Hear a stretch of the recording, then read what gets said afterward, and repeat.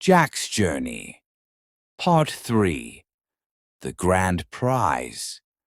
Off in the distance, Jack saw a castle looming under a blood-red sky. The clouds churned and boiled, pulsing with an unnatural light. Thunder rumbled in the distance.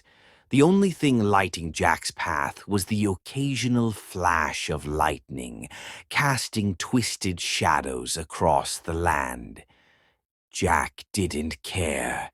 His mind was set on the grand prize. He stumbled forward, each step heavier than the last. He tripped and stumbled. The ground trembled beneath him, but Jack thought nothing of it. As he approached the castle, the clouds grew darker, almost swallowing the world around him. The door loomed enormous before him. Jack hesitated, but his greed burned hotter than his fear. He slipped through the massive entrance. Inside, everything was unnervingly large: chairs, tables, chandeliers. Yet the halls were empty. Jack moved cautiously, his steps echoing. A soft, beautiful voice carried through the corridors, singing a melody that seemed both sweet and mournful. Drawn by the sound, Jack climbed a spiraling staircase into a towering spire. At the top, the singing stopped. Hay was scattered across the floor, and in the center of the room sat a giant nest. Inside the nest were two enormous golden eggs, each as large as Jack's head. His heart raced. Jackpot! Jack thought he had found the grand prize.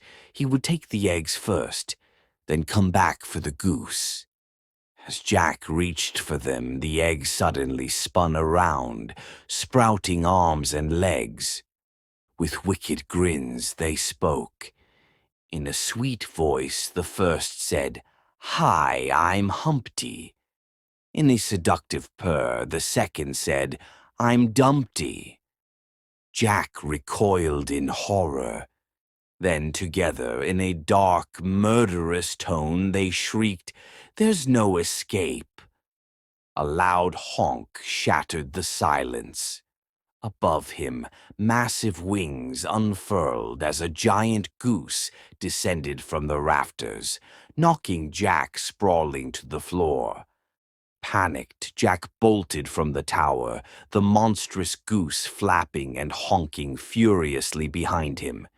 He stumbled as the ground shook harder and harder, but this time he realized it wasn't just his fear. Down the hall, a dark figure turned the corner. A low, grumbling voice rolled through the air. "Fee, fi, fo, fum." Jack's blood ran cold. The goose behind him blocked his escape, spreading her wings wide, honking and hissing. Ahead of him, the figure grew larger, massive, and its eyes burned red. The voice grew louder, angrier. "I smell the blood of a sinner." Jack wanted to scream, but terror gripped him in a paralyzing hold. The giant reached out, scooped Jack up effortlessly, and squeezed. Jack gasped, the air crushed from his lungs. The giant brought Jack close to its face, glaring into his soul. In a low, rumbling whisper, the giant said, "Jack, prepare to face your worst nightmares." With that, the giant stomped the ground. Cracks raced outward.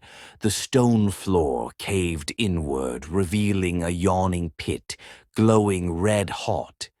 From its depths, faint screams drifted upward. Without mercy, the giant hurled Jack into the pit. As Jack tumbled backward into the abyss, he caught one last glimpse of the castle entrance. The giant, the goose, Humpty and Dumpty stood there, laughing as he fell into the darkness below. Like and follow or subscribe to hear the next part of Jack's journey.